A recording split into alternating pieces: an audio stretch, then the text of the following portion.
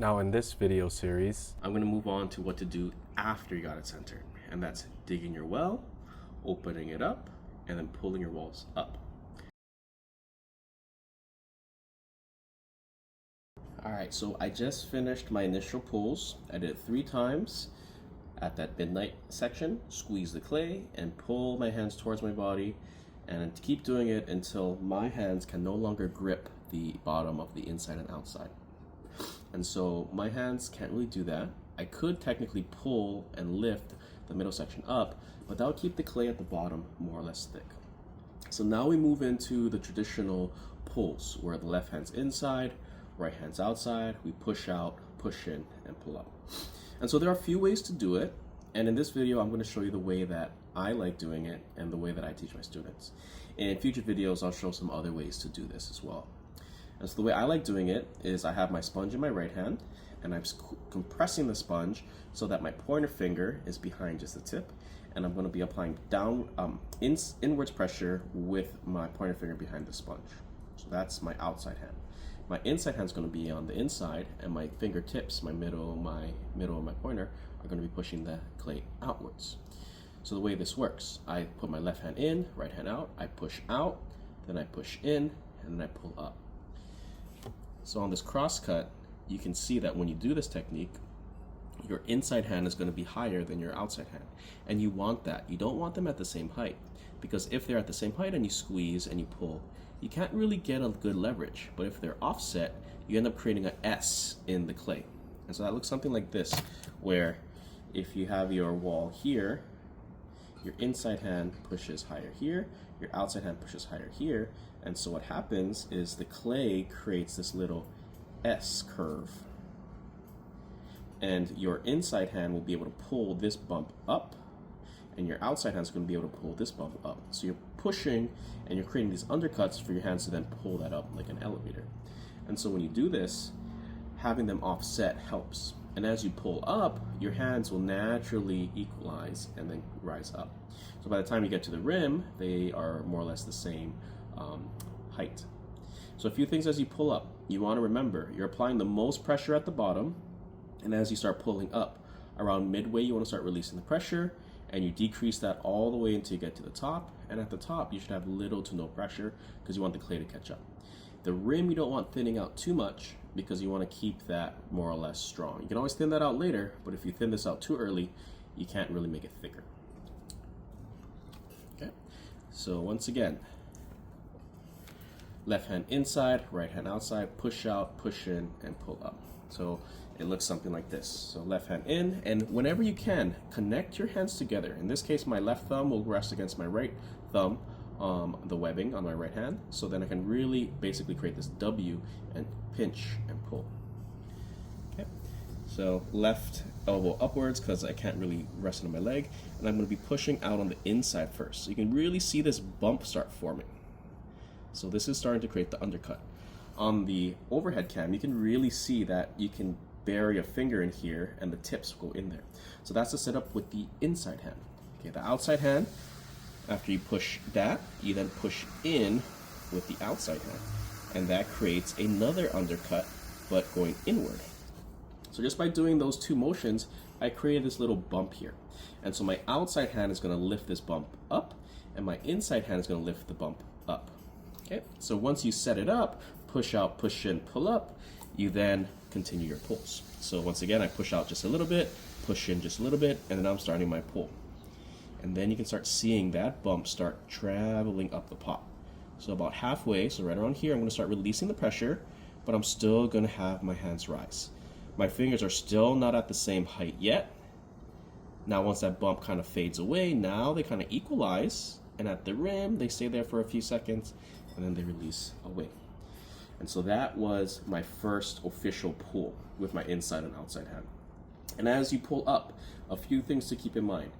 If your wall starts getting wider, that means your inside hand is applying too much pressure. If your walls go inward, that means your outside hand is applying too much inward pressure. So ideally, you should see a nice vertical wall rising up. So you can kind of see how mine's change. It goes from wide to narrow to wide. So you can see how my pressure more or less changed. But it's more or less straight. But let's say it was wider at the top.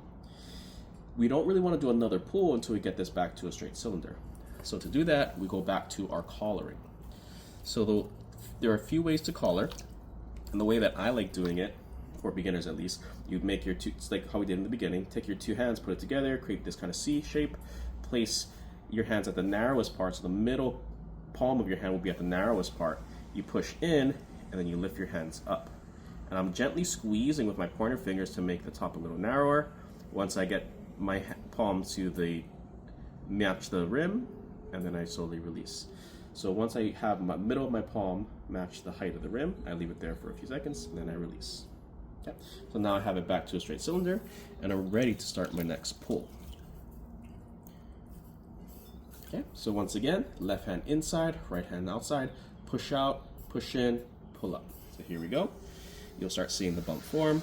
With my inside hand, I'm pushing out. My outside hand is pushing in with the sponge, and then I start pulling up. You can see the bump travel up. Remember, as you rise up, release the pressure, but continue to rise. Now my left thumb can brace against my right hand. And then I keep it at the rim for a few seconds, and always release away. You never want to have your fingers touch at the tip, because that will create a very thin part at the top, and you don't want a thin rim. And every so often, don't forget to compress. Okay. So I'm going to do a few more pulls until I'm ready to start shaping.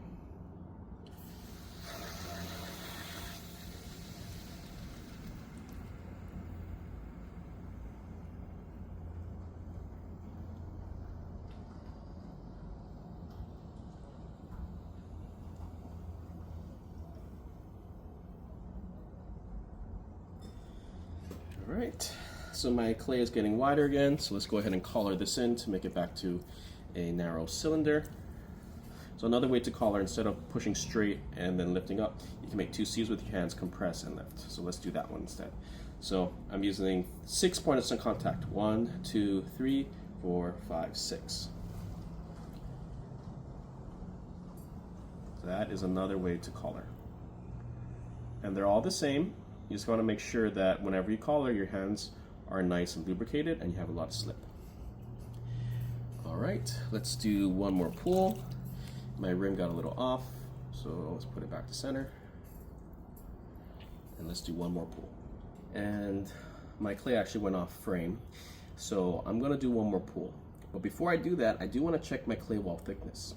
So to do that, you take your needle, and kind of like how we check the base, very similar. So you take your needle, and so you can see it on the overhead cam, you basically push the needle into the clay wall, and your inside hand's gonna then feel for the needle tip. Once you feel it, you're then gonna put your fingers up against the clay wall, grab the needle, and pull it out. And the distance from the tip of the needle to your fingertips is how thick the clay. So you can check for thickness throughout the piece, and you can decide, okay, let's say the bottom here, I wanna check first. So right there, it's touching my finger, grab it, and I pull it out. And I have a little under a 1/4 inch. And as I did that, you can see I really deformed my wall. And ideally, if you want to do this, you want to make sure your hand can fit easily. But I did that to show you how easy it is to fix this. And so to fix that, all you do is you make two C's with your hands, just like you're collaring. Put your hands there, it more or less recenters, and you can kind of just lightly compress the rim with one of your thumbs, bring it inward, bring it outward, and you can recenter it. So my walls are pretty good, but I'm going to do one more just to thin it out even more. 1/4 inch is a perfect thickness for walls, but I want to thin it out just a tad bit more, just to show you how much taller you can get the clay to be. So hand inside, push out, push in, and I pull up. Now remember, my walls are thin, so I'm actually going to apply a lot less pressure when I'm doing this pull, so I'm doing a lot more delicate, because I don't want the clay to really get too wobbly. And you can kind of see there's some slight wobbles at the bottom, and that's causing the clay to go in and outwards of each other. So right here it's a little thin. So to fix that, you just got to push the clay outwards with your inside hand and support the clay with your outside hand. So inside hand goes in, I'm just going to push the clay out just a tad bit, and then with my fingertips on my outside hand, I'm just going to just do a centering pull.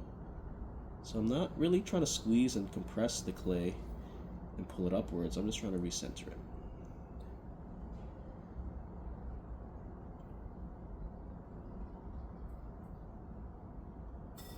All right, right there, I got a nice cylinder. We have about 6.5 inches tall. This clay itself was about 2.5 pounds. And so I could get it taller if I wanted, but I'm gonna move on to shaping to teach you guys how to shape your cylinder. I hope part 3 of this 3-part series has helped you better understand the basics of pulling your walls to make a cylinder. Next week, I'll have a bonus episode on shaping to finish off this month-long series. And like this, like and subscribe for more videos coming soon. Thank you.